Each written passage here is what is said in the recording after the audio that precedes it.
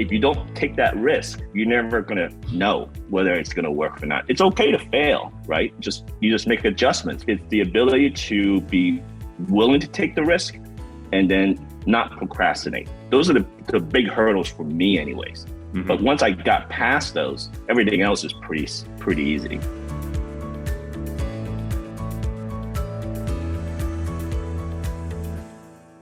Welcome, everyone, to the Road Less Traveled Show. This is a show about people that were successful in a previous career and left that career to go down a different path. I'm your co-host, Richard Coyne. And I'm your co-host, Bill Zahller. On today's show, we have Hermann Tse. Hermann, we're so glad you're with us. Thanks for joining. Hey, thanks for having me. Absolutely, Hermann. Yeah, thank you again for being on the Road Less Traveled Show. Well, to start with, can we maybe dive into what your initial career was and how long you were on that path? Sure. So I started my initial career in the tech side. Mm-hmm. So I started about 25, 30, well, it was a long time, almost 30 years ago. Back in the day, during the internet pre-tech bubble days, right? Mm-hmm. I started as a software engineer. Then I started working at Sikorsky Aircraft as a coder. And then later on, I went to a small company called Hyperion in Connecticut, which is an ERP company. So those are during the ERP days where people implemented ERP systems. I became a consultant there. Then I went up through the ranks, went into management. Later on, Hyperion got acquired by Oracle, where I kind of had the rest of my career until about 2015 or so. I left Oracle, went to a consulting firm for a few more years. During these days, I've had various different roles, mainly management roles with P&L responsibilities, managing consulting teams and practices.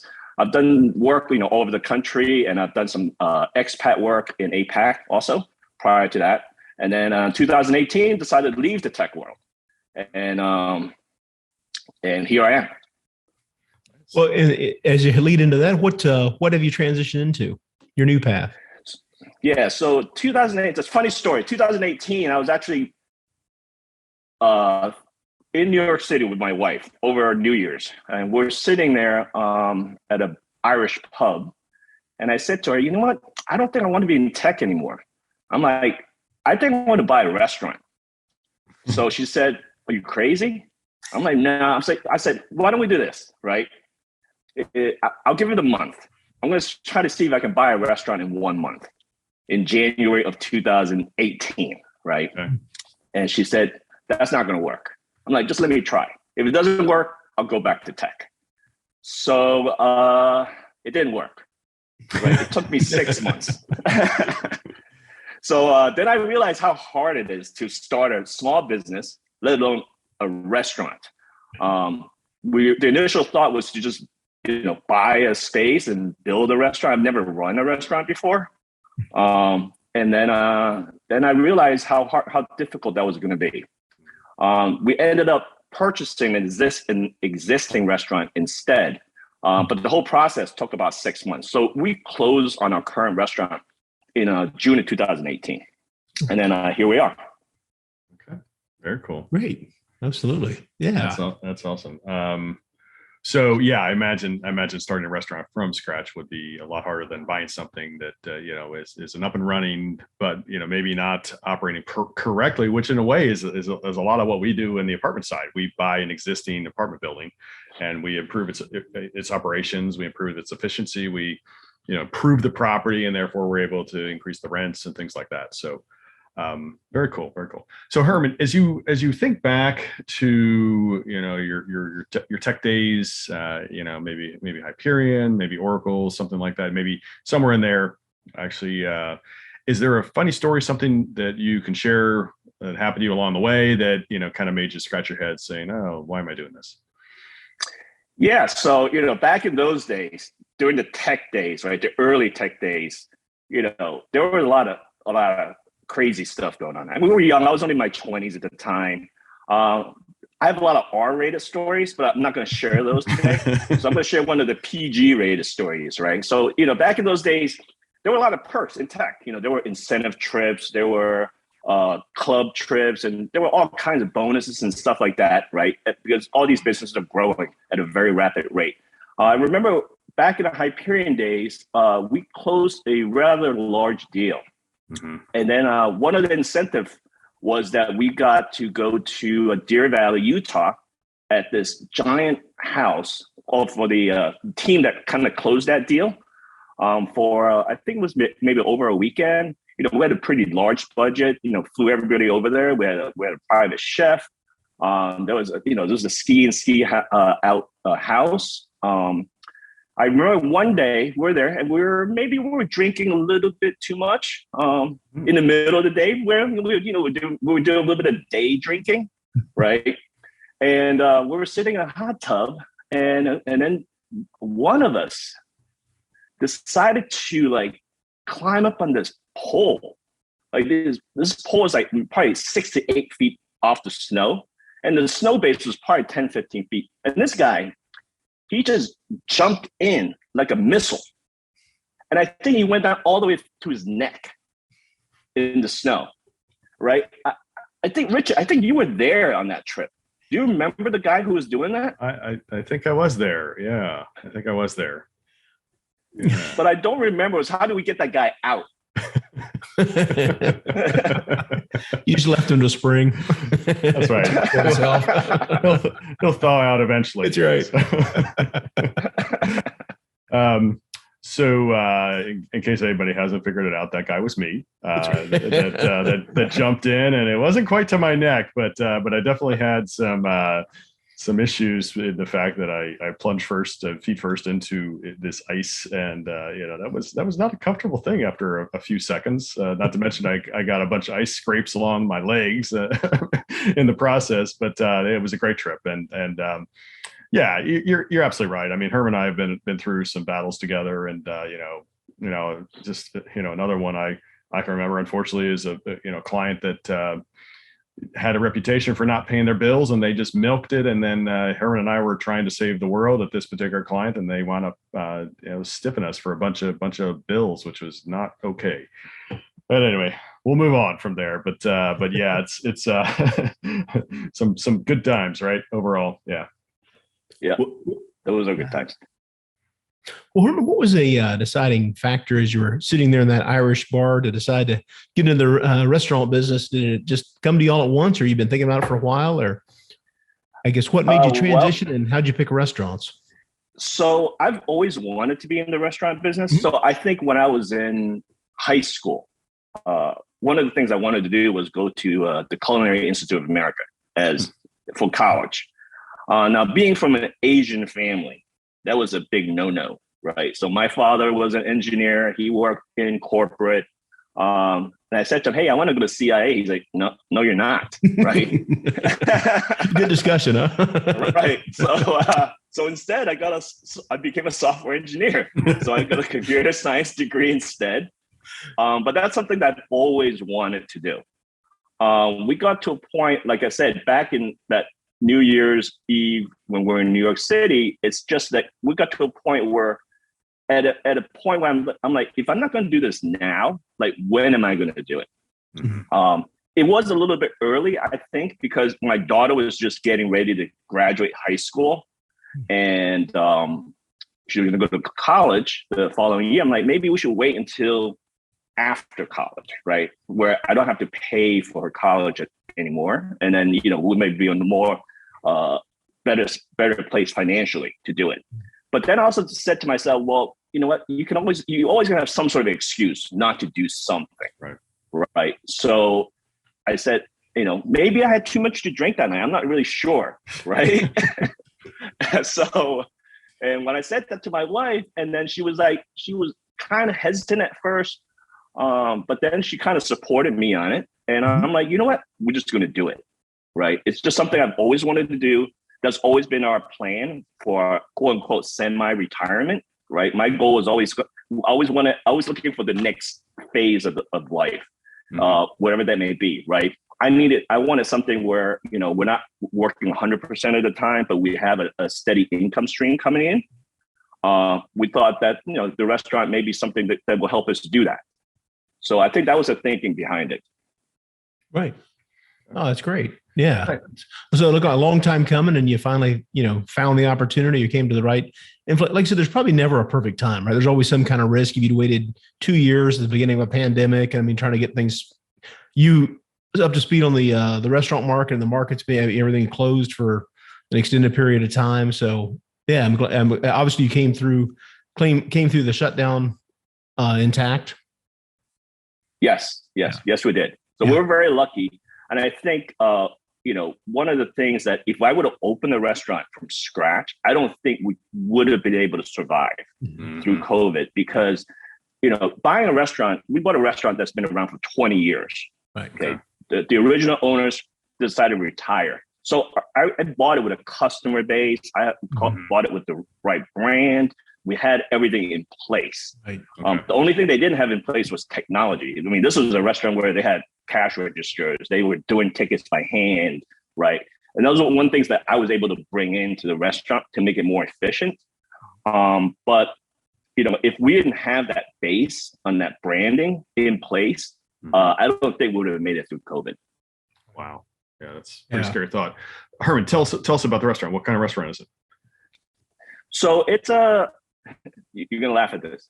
Okay. When I bought the restaurant, it was a primarily vegetarian vegan restaurant. Okay. I'm not a vegetarian nor a vegan, right? I'm a carnivore, right? So when we're looking at restaurants, and this is a restaurant we looked at, and my wife's like, "Why are you even considering this restaurant?" I'm like, "Yeah, why not?" Right? Because I'm looking from the business side. Right? It doesn't matter what I personally like or don't like, right? Yeah, I'm looking at the numbers. I'm looking at, is this going to work? And I knew it was that, vegetarianism and veganism is very popular, especially right now. But one of the things I was able to do is, instead of the restaurant being like 90% vegetarian and vegan, I kind of made it 50%. So those are one of the changes that I had made, right? We're still very vegan centric, but we try to have we try to bring in dishes where you have both a carnivorous version and a vegan version side by side. So you can have two people. If a husband is a carnivore and a wife is a vegan, they can come in and they can enjoy exactly the same dish. Nice. Oh, nice. Great. That's a great idea. Yeah. Very cool. Very cool. So Herman, you talked about an obstacle initially in the fact that you thought you could do it in a month, and that found out not to be the case. And then you realized that it was going to be better to acquire an existing footprint of an existing restaurant with a customer base, like you said, than trying to create something from scratch. Were there any other obstacles you encountered along the way? Oh, unlimited, right? So I can tell you, the restaurant business is a difficult business. Yeah. Anybody that tells you otherwise, they're lying to you. It's just obstacle from a day in, day out basis. Where do I start? From supply chain issues that we have right now, right? Because due to everything, the rising cost of everything that I'm buying right now, my labor cost is up. Everything is up currently. So, those are the obstacles we have today, right? What I had last month would be something different, plumbing issues. We're in a 100-year-old historical building, right? Things break, on a week by week basis. So it's I wouldn't say it's fun, but it's challenging, but it's not something you can't overcome. But I expect to have problems every week, right? I'm never going to get to a point where I've been able to kind of put systems in place and people in place. We have a good team there, where my wife and I don't need to be there on a day-by-day basis. But still, when with tech issues, they call me the tech guy, right? At work, because any tech issues come up, I'm the guy who fixes it. Right. So you're saying it's not boring? No. Well, excellent. Well, what was when you look back, what was like your first victory, or when you realized that you'd made the right decision and it looked like a viable business that you were able to move forward with it and it was a good choice? Was there a certain point? So I think my goal when we bought the restaurant, or just owning a restaurant in general, my goal was never to be a full-time restaurateur, right? Meaning I never planned to be working 70 hours a week at the restaurant every week. Yeah. My goal was to put systems in place, put procedures and the right people in place, where we're at the point now where I can run the restaurant from anywhere. Mm-hmm. So, I can see, how much money we're pulling by the second. I have cameras, I have everything in place. The technology is there for me to be able to do that. I just have to have the right people to do the hands-on stuff there.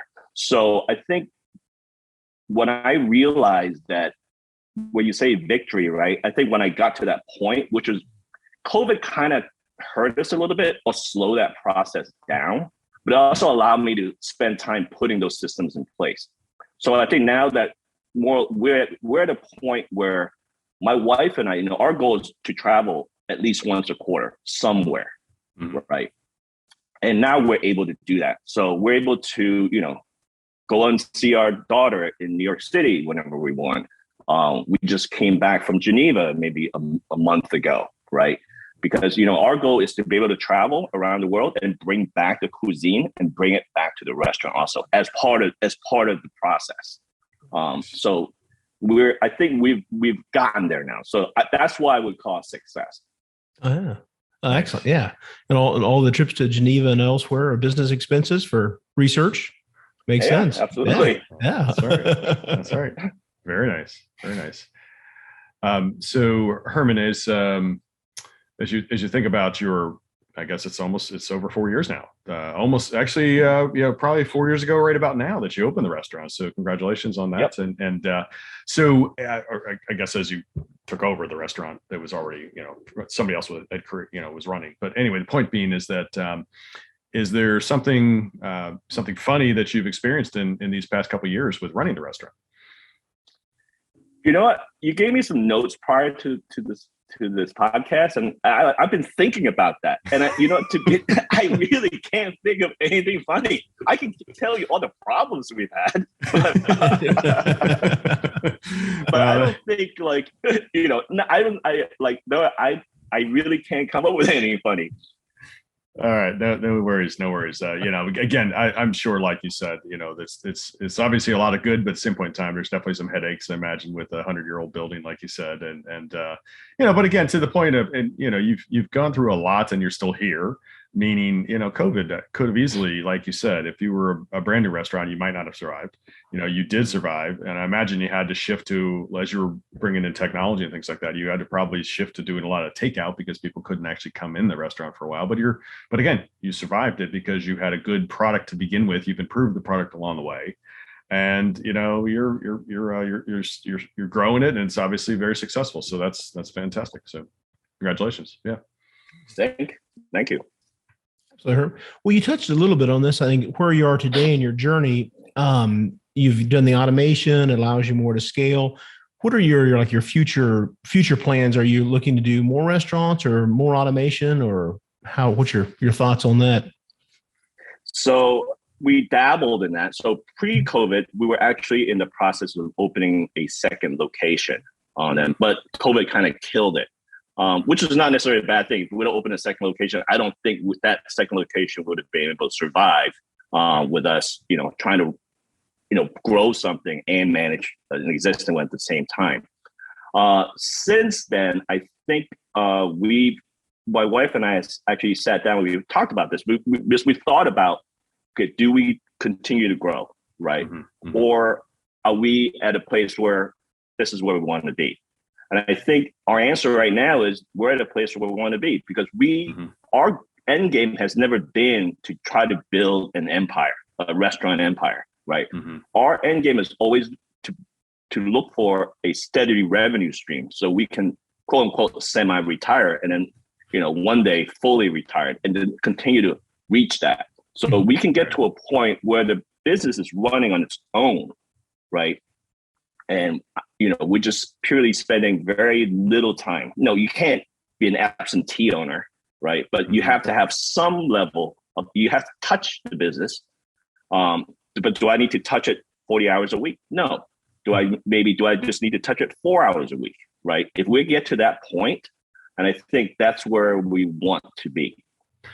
Herman, you just said something that's very important. And I think that is the key. And I love that you said that, in the fact that, when people talk about they have a W-2 job, they hate it, they want to leave, they want to, go do something else and, create their own business. People don't really, sometimes, unfortunately, people don't really analyze that, what it takes to do that. And first of all, obviously there's it's an uphill climb to create a new business, so people that are successful in doing so, kudos to them. Absolutely.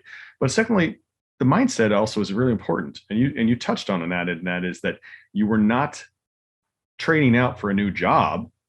You were setting up a business with systems in place from the beginning, such that you could not have to be buried in the business and running the business 70 hours a week, like you said. You set that goal and went into that with that objective, and therefore you've been able to succeed and do that. A lot of people don't realize when they go and create their own company, they bought themselves another job. You got to be able to systematize. You got to be able to look at scaling ultimately, and again, by having the mindset from the beginning that that's what you're going to do, that you have a much better chance of succeeding and doing it. Yeah, it's hard work, of course, anytime you're starting something, but when you set it up from the beginning to be able to stand on its own, so you can not be there every day, you've bought yourself freedom. So absolutely. Nice. I mean, I talk to a lot of other restaurant owners, and they keep asking me, how do you do that? Like, how do you and your wife gone all the time, right? Not all the time, but you guys go on a lot of trips. I'm like, well, because I've set it up that way, right? Mm-hmm. A lot of restaurant or business owners they have to micromanage the business. Yeah. I don't want to micromanage the business, right? I need to put the right people in there. They can manage the business for me. Mm-hmm. And I see that a lot, especially restaurant owners. They're working there because they can't let go, right? They have to be there. They have to make sure that everything's running, and they can never get out of it. Mm-hmm. Yeah, absolutely. So Herman, just a thought as you've kind of transitioned from technology into restaurant, is there something you do to give back? And I don't mean paying gobs of money for your daughter's college in New York City, but anyway, is there something you do to give back to others, perhaps, that is something that you can share? Yeah. So one of the things that I noticed, so now coming from a white collar job in tech, right, going to a small business or a restaurant, you're dealing with two different types of employees, right? Most service-oriented employees, they're not highly educated, and they don't have, business backgrounds or anything like that. Not because they're not smart, right? Not because they're lazy. They're not, right? Mm-hmm. They just never had the opportunity. Right. So one of the things I try to do is, I always look for potential in my staff, right? When I see somebody that has a lot of potential, but they never had the right opportunity, what I do is I actively mentor them, right? I want to show them how, I need to show them, how do we come up with the pricing on this product, right? What is margins, right? How does that work? How do you do all those things?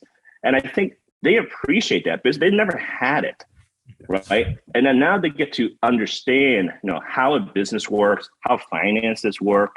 And I think that's my way of kind of giving back to them, is giving them knowledge, right? For me to give them knowledge that they can succeed. And because my goal is I want them to succeed.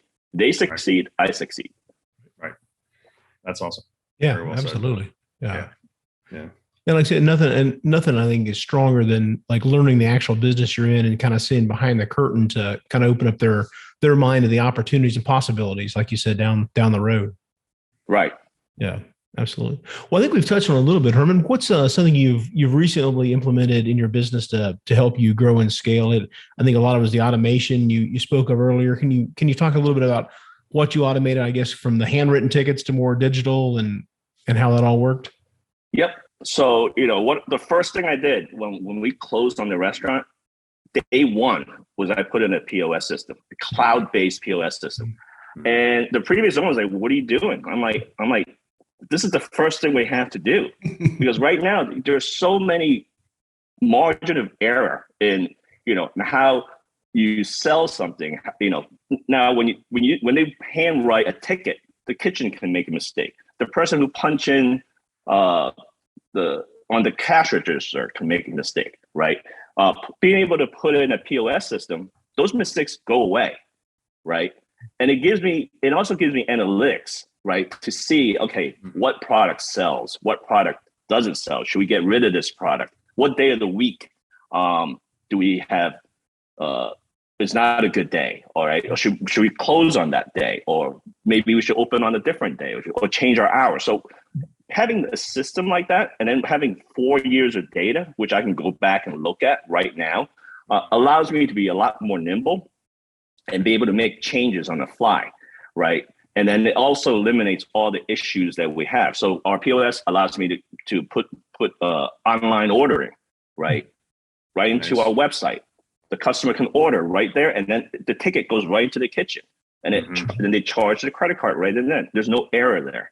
So it's putting those type of systems in allows me to kind of focus on other things where, we're not constantly trying to figure out, what did somebody make a mistake today? Are these numbers the real numbers? And then what is our margins? I can tell you what our margins on a daily basis, right? Being able to see that. So I think that is a key piece for our success. Very nice. Great. Yeah, absolutely. And just to be clear, POS does not mean piece of bleep. It means point of Right. sale. Point of sale, Right. Correct? Okay. Yes. Okay. Just making sure. Okay, good. Good deal. All right. So Hermann, as you look at your success in shifting careers, is there some advice that you could share with somebody that's considering making a path change? I think the only advice that I could give is take risks and don't wait, right? Being in corporate previously, I think I was a lot more risk adverse. Being a W-2 employee, you don't want to, you have it pretty easy, right? Your paycheck just comes in. But making a change to be a business owner, now you have to make sure you get paid. And that's a scary proposition, right? But if you don't take that risk, you're never going to know whether it's going to work or not. It's okay to fail, right? You just make adjustments when you fail. So I think it's the ability to be willing to take the risk and then not procrastinate. That would be the advice I would give to anybody who's looking to make a change, right? Those are the big hurdles for me anyways. But once I got past those, everything else is pretty easy. Very nice. Well, Hermann, I don't know if you want to mention the name of your restaurant location for people in the area to come check it out, or? Sure. Yeah. So my restaurant is called the Dancing Avocado Kitchen. It's in Daytona Beach, Florida. It's 110 South Beach Street at historical downtown Daytona. It's right off the Intercoastal Waterways. Like I said, we're a 50-50 restaurant, 50 carnivorous, 50 vegan, vegetarian. You can check out our website at dancingavocadokitchen.com. And then we're also on Facebook, Instagram, at Dancing Avocado Kitchen. Okay, great. We'll add the show notes below, make that easy for the listeners to reach out. Well, Hermann, we would really like to thank you for being on the Road Less Traveled show today. Really enjoyed the conversation, and we wish you continued success. Thank you. I appreciate it. Great conversation. Thank you. Hermann, thank you for being on. We really want to thank you. We certainly appreciate your time. We'd also like to thank our listeners. Please continue to give us a 5-star rating so we can bring you more great content like Hermann Tse today on our show. We'd also like to thank Park Capital Partners that sponsors the show and remind everybody that we have 2 important things that are out there for the audience. That is, first of all, we have the Park Capital Value Add Fund that acquires apartment buildings, and that is open now today for accredited investors. And then finally, as well, it's a 506C accredited investors fund. And then we also have, last year we created a Park Capital Partners Foundation that is a 501(c) nonprofit that we created to give back. It's one of the ways we give back. We give back by doing the show. We also host a couple monthly meetings to help others, because as you know, a lot of people were very gracious with their time to help us as we got going. That particular fund, it's funded by Park Capital Partners. So the money donated goes to do its best work, help others. Park Capital Partners donates it to it. Bill and I also donate personally to it. And then when an investor invests with us, we make a donation to honor that investor from a pre-selected list of 15 different charities. So please check us out, parkcapitalpartnersllc.com. Happy to speak with you anytime. And thank you folks for joining. And remember, the road less traveled may be calling you. We recommend that you listen and take action. Thanks for joining.